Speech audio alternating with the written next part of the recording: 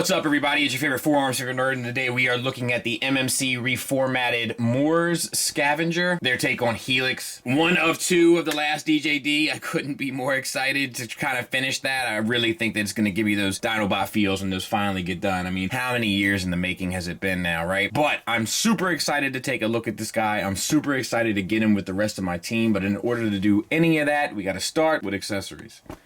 Of which this guy has few. He has these two hands with ball pegs connected to them, and they're painted, and they come in a little dime bag here. And those hands pop out on ball pegs here, and you can replace them with the fist hands if you so desire. He comes with these two cannons.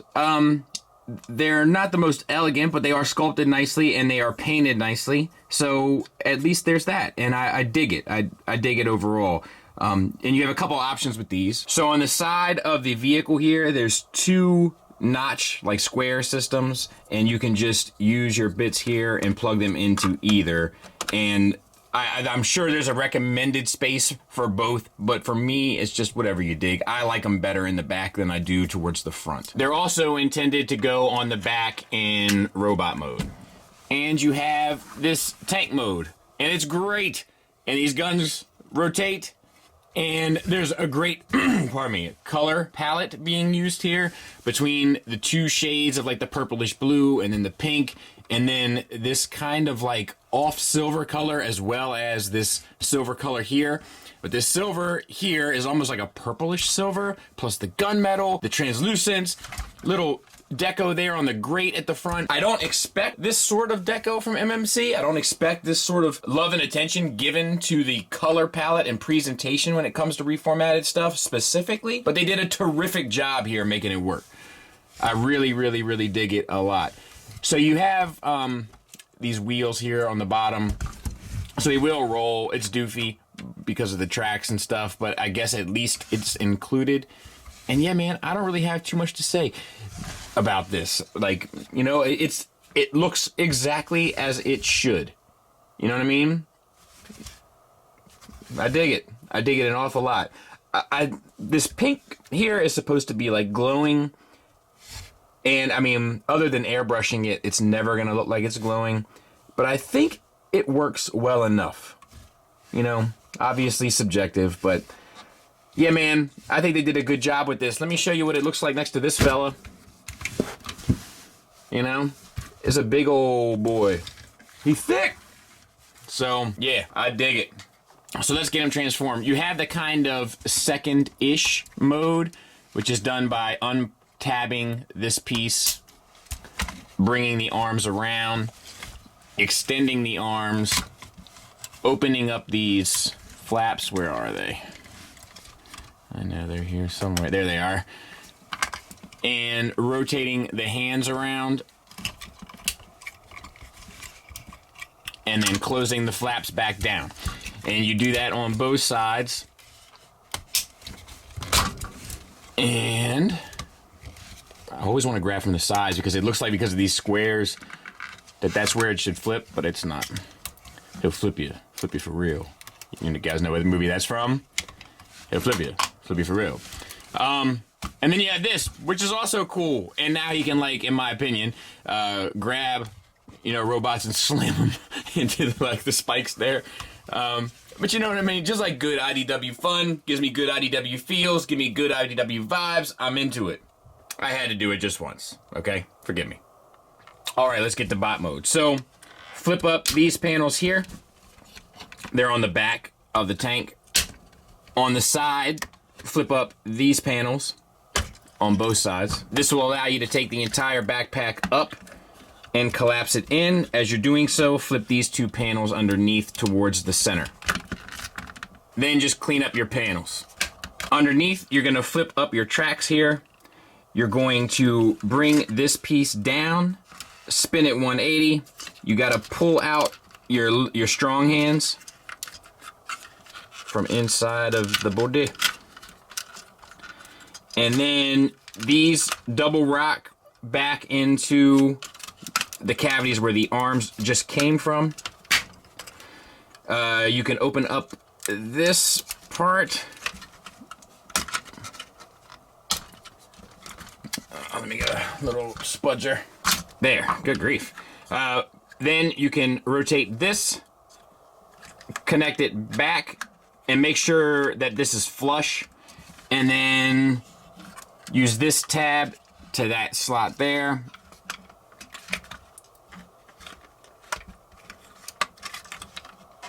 Make sure that your tracks are out of the way. Unpeg these shoulder pieces here, these gray, and rotate them to the top on both sides. Oh, somebody's trying to get a hold of me. Let's see. And I think we can spin the waist 180. Then split your legs.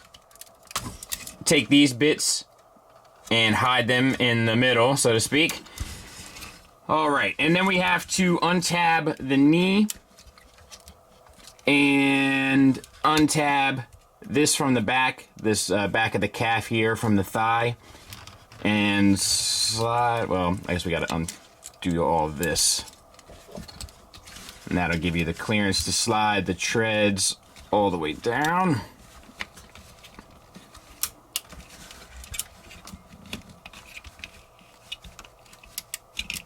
There. And same on this side. So we're gonna untab the knee. I'll try to do this right this time. You know, I care, but my hands don't, my fingers don't. So pull the toe out. Extend it so that it's nice and straight. Then untab from the back of the leg. And then you should be able to slide the tracks down, and I probably don't have it quite right. And then extend it underneath. And then you have this guy pretty much done. So I'll clean him up, we'll take a look at him. So let's talk about him. I love the head sculpt. It is on the money. Looks great. I will say that the metallics look a little washed out to me, and that's not just my lights, but they just look a little like a little saturated. They don't look super vibrant, which is a little bit of a bummer, but definitely nitpicky. Otherwise, I dig it a lot. Ball peg that comes down to a hinge at the neck, so you can get pretty much all the way up. A good bit down, which is what matters for a big bot. Side to side swivel, confused dog look, and we have black, silver, red, gold, silver and gold, and pink added to the head sculpt there. So no shortage of paint, which is nice to see. Your little spikes here are painted silver, as they were in alt mode. And then we have our little arms, right? Our strong arms. So you have basically it's a disc hinge that plugs in back here, so it acts as a universal. This will get you a swivel, and it'll also get you a hinge up and down. It does stop at the tracks here, but I think that's fine. And good breakup there with the tracks. We have the translucent color here with the gunmetal paint and silver paint. No issues. Also, the strong arms have a double jointed elbow. They get you a great range, pretty much the full run. And then the hands are on ball pegs, as we've already seen. All right. We have a waist swivel and an ab crunch on this big old fella, which is nice to see. All right, for the shoulders, we have a universal for the shoulders that gets you all the way around, and a hinge out to the side. These will move a bit, so little shy of 90 degrees, and for a bot this size, I'd say that's more than fair. We have the two colors there that came through in alt mode. We have a bicep swivel. We have a double hinged elbow that gets you the full run. Nothing to complain about there. Color palette looks perfect once again. Paint looks perfect here. We have a wrist swivel and a hinge in out, that's an added bonus. Ball peg at the thumb plus a primary and secondary hinge. Both of the other fingers are individually articulated. They hinge up and down here. They hinge forward and back, so it's basically a universal. And then we have a secondary and tertiary hinge as well, so completely articulated. Really, really, really love to see it. All right, let's get to the hips. Universals, could have used ratchets. He's a heavy bot, and it's a lot of weight to support, so definitely could have used ratchets. But you get a great range out to the side for the full Van Damme, and a great range forward and back for basically the full Monty for a bot this size. No issues whatsoever. Thigh swivel, nice paint there. We have paint up in yaw. We have a double jointed knee. No issues there. You can unpeg this too, which I probably should have done. And then you can use that to cover down a bit. So no issues there. And I think that the leg is supposed to be backset a bit, but you can have it forward, and I think I prefer it forward. Nice pink paint comes through once again. Silver paint comes through. We have an ankle tilt up, down, a toe tilt down, up. Oh man. No real rocker. There's a ball peg there, but the rocker's limited. So that's a bummer. But outside of that, he's really well done. Ratchets in the knees would help too, see, because once again, it's a little hard to support all that weight. Size comparison wise, there he is with an MP car. So big old fella. MP car comes up to about his waist. So I love it. Forgive the lighting. It's late, but there they are together. And what a great looking shelf. I'm just missing the one, and it'll be done, clean, sharp, good to go. Love to see it.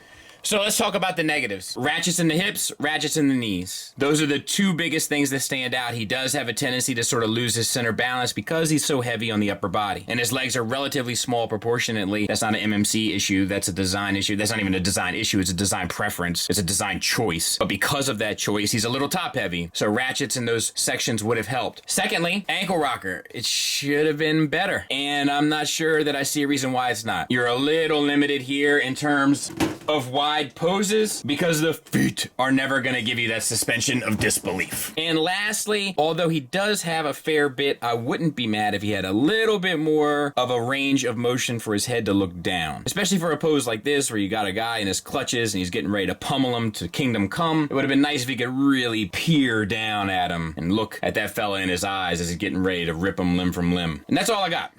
But, as you can see, you're gonna be able to get him in a pose. It's just the ankles are gonna be a little bit off. So let's talk about the positives while we're here. With the exception of the ankles, everything else super well articulated, especially for a big bot, which is not only surprising, but welcomed and appreciated. They didn't spare the paintbrush here, which isn't always the case with this company, I can tell you firsthand. They didn't do a whole lot of finish and stuff like that, but they gave it just enough to continuously break up the color palette and add those little details that are gonna stick out and draw your eye and make it look visually interesting. Well done. The engineering, fun, straightforward, not complicated, not troublesome, not bothersome, not frustrating, just a good time and straight down the line. Alt mode is doofy, but once again, that's a design choice. That has nothing to do with MMC's ability to make something good here. And lastly, the color palette itself. And I know that might seem simple, right? Optimus Prime is blue and red, but it's not. Optimus Prime isn't blue and red. He's a particular shade of blue and red. And this guy is a particular shade of purples and blues and grays and golds, and they really used some fine tuning when making sure they got the colors right, and it shows. And as a result, it looks great. One of the best MMC things I've looked at in a long time. The only thing frustrating about it is that they added a couple of ratchets and put a little swivel at the toe. It'd have been perfect, but it's really close to it nonetheless. Strong recommend from me, worth the wait. Thanks for listening. Thanks for watching. Until next time, take care.